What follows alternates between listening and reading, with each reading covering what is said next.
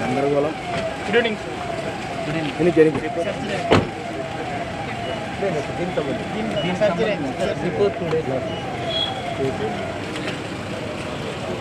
Please, thank you for understanding.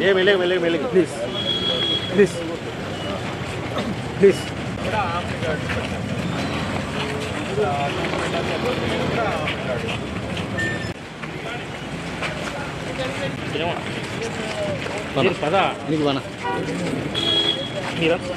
చిన్నగా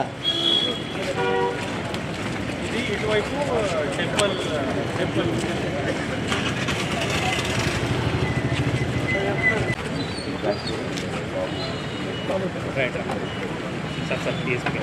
ముగ్గురు ఇక్కడ కూర్చున్నారు. ఇక్కడ ఉన్న వాళ్ళు దగ్గర ఉన్న వాళ్ళు కొంతమంది ఇక్కడ మెయిన్ ముగ్గురు ఇక్కడ పెట్టలేదు.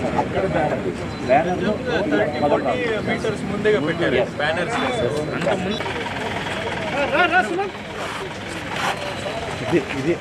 ఇది తీసుకోవాలంటే ఇది ఇదే కావాల్సింది. వాళ్ళ టేబా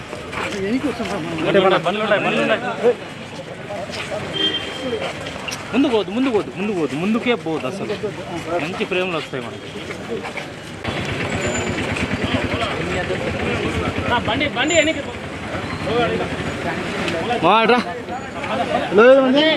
ఆఫీసర్స్ ఉన్నారు. నేను మళ్ళీ వచ్చేస్తాను. ఇప్పటి వరకు total check post, barricading, armed guards అన్ని చోట ఉంటాయి. నైట్ మూమెంట్ 10 తర్వాత మూమెంట్ లేదు. షాప్స్ క్లోజర్, బార్ షాప్స్ అన్ని అంతా క్లోజ్ చేసి తిరిగి ఆల్ కంపల్సరీ, ఆల్ రక్షక్స్, ఆల్ పెట్రోల్స్ ఈ ఏరియానే ఉండాలి.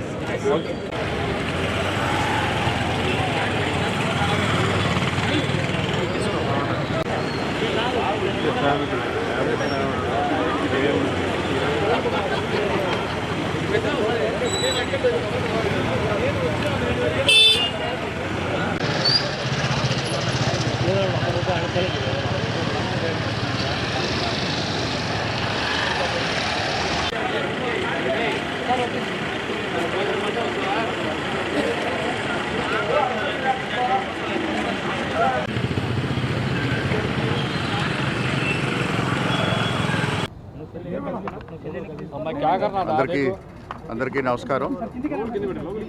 ఈరోజు ఉదయం కొంతమంది అల్లరి మూకలు మన కడపలో ఉన్నటువంటి ప్రశాంతమైనటువంటి వాతావరణాన్ని డిస్టర్బ్ చేయడానికి ప్రయత్నం చేయడం జరిగింది.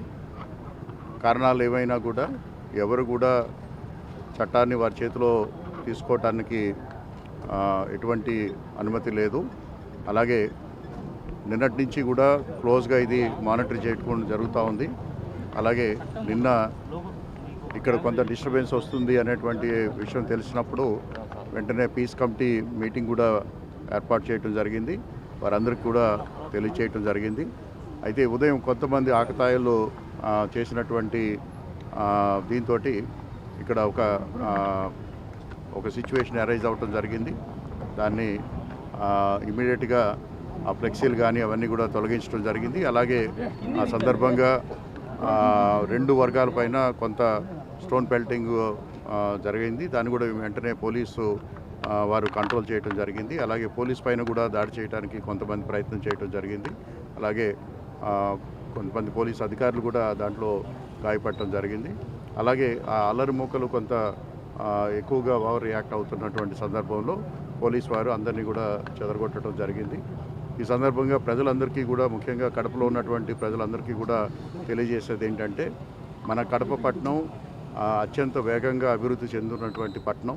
సో ఈ పట్టణానికి ఎటువంటి మచ్చ కూడా రానివ్వకుండా చూడాల్సినటువంటి బాధ్యత మనందరిపైన ఉంది. కొంతమంది వ్యక్తులు కొంత స్వార్థపూరితమైనటువంటి ఆలోచనలతోటి, లేకపోతే కొంతమంది రెచ్చగొట్టడం వల్ల కొంతమంది ఉద్రేకపడి వారు రియాక్ట్ అవుతున్నారు. దయచేసి అలాంటివి ఏవి కూడా చేయొద్దు. ఇక్కడ ప్రభుత్వం అనేది అన్ని వర్గాలకి కూడా వాళ్ళ యొక్క భావాల్ని పరిగణలోకి తీసుకుని చట్ట ప్రకారం చేయాల్సినటువంటి పనులన్నీ కూడా చేయడం జరుగుతుంది.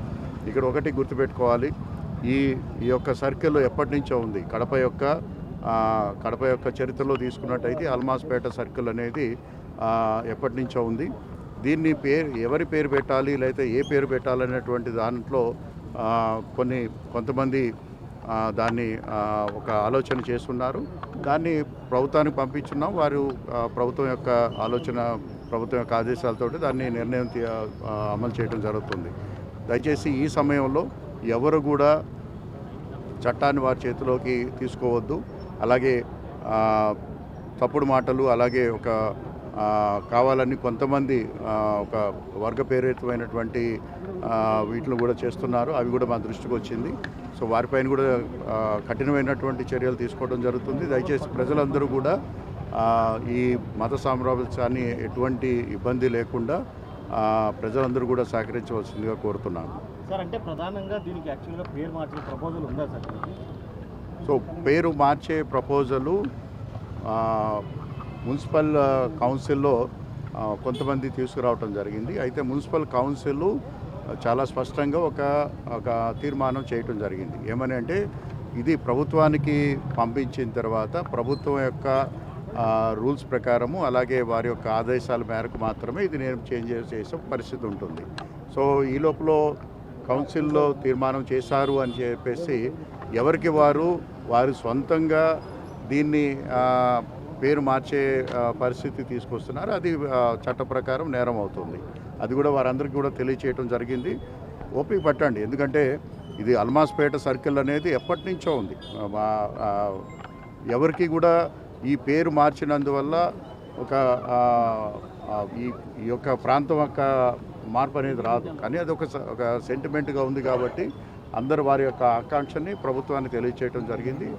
వచ్చిన తర్వాత దానికి ప్రభుత్వం ఇచ్చినటువంటి ఆదేశాల మేరకు దాన్ని ఇంప్లిమెంట్ చేయడం జరుగుతుంది. ఈ లోపల ఎవరు కూడా దయచేసి వారి చట్టాన్ని వారి చేతిలో తీసుకోవటం, లేదంటే వాళ్ళంతా కూడా ఒక ఫ్లెక్సీ అంతా కలిపితే ఒక 100 రూపాయల ఫ్లెక్సీ అవుతుంది. ఆ ఫ్లెక్సీ తీసుకొచ్చి ఇక్కడ పెట్టినందువల్ల ఇక్కడ మన పట్టణంలో ఉన్నటువంటి శాంతి భద్రతలు కానివ్వండి, లేదంటే ఒక సౌద్భాద విధానంలో ఎవరైతే అందరూ కూడా హిందువులు కానీ ముస్లింలు కానీ అందరూ కూడా ఒక కమ్యూనిటీగా ఉన్నటువంటి పరిస్థితుల్లో ఇట్లాంటి చర్యలు డిస్టర్బ్ చేస్తూ ఉంటాయి. అటువంటి వాటిని ఖచ్చితంగా ఖండించాలి. అలాగే వారిపైన ఖచ్చితంగా యాక్షన్ కూడా తీసుకోవడం జరుగుతుంది.